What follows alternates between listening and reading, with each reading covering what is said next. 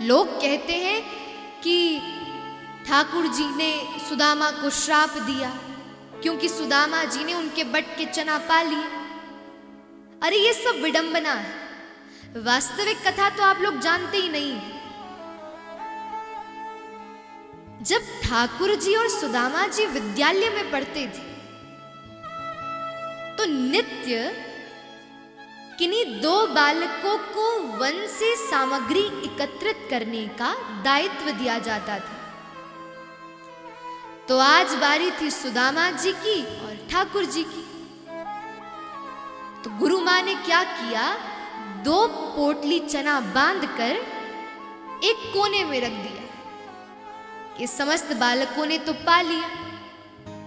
अब जब ये दोनों बालक सामग्री एकत्रित करने के लिए जाएंगे तो ये चना पा लेंगे।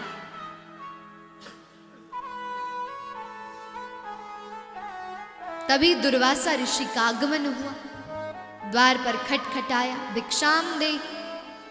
अब गुरु मां ने विचार किया कि यदि ये पोटली चना भी दे दूंगी तो बालक क्या पाएंगे। अरे ये तो भिक्षा वाले संत हैं, ये तो कहीं से कुछ भी लेकर पा सकते हैं, लेकिन बालकों के लिए तो वही है जो बस हमारे पास है। तो गुरु मां ने निवेदन किया कि महात्मन, आज आश्रम में कुछ नहीं, कृपया कर हमें क्षमा करिए। दुर्वासा ऋषि प्रस्थान कर गए, लेकिन दुर्वासा ऋषि के हृदय में भाव बना, इतना बड़ा आश्रम और ऐसा हो नहीं सकता कि इतने बड़े आश्रम में कुछ पाने के लिए ना। ध्यान दृष्टि से दुर्वासा ऋषि ने देखा तो क्या पाया, वो 2 पोटली चना दिखे। इतना क्रोध आया, हाथ में जल लिया और वहीं जल लेकर श्राप दे दिया कि जो कोई उन 2 पोटली चना को पाएगा वो जीवन भर के लिए निर्धन हो जाएगा, श्रीहीन हो जाएगा। वहीं पर बगीचे में खड़े होकर सुदामा जी पुष्प तोड़ रहे थे। अभी जाने ही लगे थे दुर्वासा ऋषि के पास प्रणाम करने के लिए, लेकिन जैसे ही श्राप को सुना सचेत हो गए। आज सुदामा जी विचार करने लगे, सुदामा अवसर आ गया। अरे ये कृष्ण तुम पर खूब प्रेम न्योछावर करता है, लेकिन आज उसके प्रेम का एक तुल्य वस्तु प्रदान करने का समय आ गया है। और सुदामा जी ने क्या किया, दोनों पोटली चना पकड़े और पकड़कर दोनों बालक वन की ओर प्रस्थान कर गए। जैसे ही वन की ओर गए तो कुछ आंधी चलने लगी। अब तो सही अवसर जाना सुदामा जी ने। दोनों पोटली चना पकड़े, लेकर सीधे वृक्ष पर चढ़ गए। ठाकुर जी बोले, अरे सुदामा पाना मत, अरे मुझे भी खूब भूख लगी है, मेरे लिए छोड़ देना।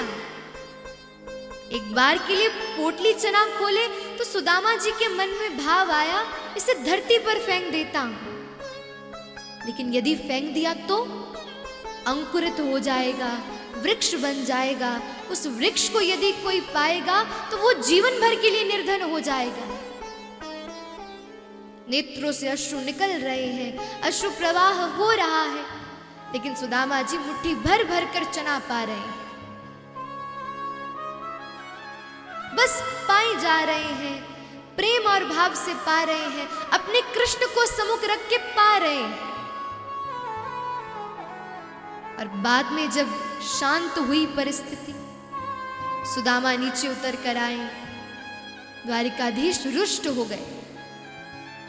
लेकिन सुदामा जी ने ठाकुर जी को देखा, पकड़ा, बोले, अरे सुदामा, मैं तो बस यही चाहता हूं कि मेरे जीवन का भी सर्वस्व सुख तेरे चरणों में चला जाए। मुझे कुछ नहीं चाहिए, बस मेरा लाला प्रसन्न रहे और मुझे किसी भाव का कोई चिंता नहीं। ठाकुर जी ने 3-4 दिनों तक तो सुदामा जी से बात भी नहीं करी। क्यों? मेरे भाग के चना पा लिए। लोग कहते हैं सुदामा जी जैसा मित्र नहीं होना चाहिए, क्यों? बट के चना पाए। अरे द्वारिकाधीश जैसा मित्र होना चाहिए, सुदामा को बाद में इतना कुछ दिया। भागवत जी कहती है मित्र हो तो सुदामा जैसा। आज सुदामा जी जो इतने निर्धन हैं, वो जानते हैं कि उनकी बट की श्री ठाकुर जी के पास जा रही है। वर्षा होती है, कुटिया में इतने छिद्र हैं कि जल भर जाता है, लेकिन द्वारिकाधीश अपने विशाल भुवन में बैठे हैं, सुरक्षित है, सैनिक चहु और विद्यमान है। आज सुदामा जी के बालकों के पास पाने के लिए कुछ नहीं है, लेकिन द्वारिकाधीश के बालक 56 प्रकार के भोजन पाते हैं और उसमें से भी छोड़ देते हैं। ये सब सुदामा जी की देन है ठाकुर जी को। इसलिए बंधुओं, सुदामा जी जैसे सखा और ऐसी सखत्व भक्ति हो तो ही ठाकुर जी हमें सखा के रूप में स्वीकार करते हैं।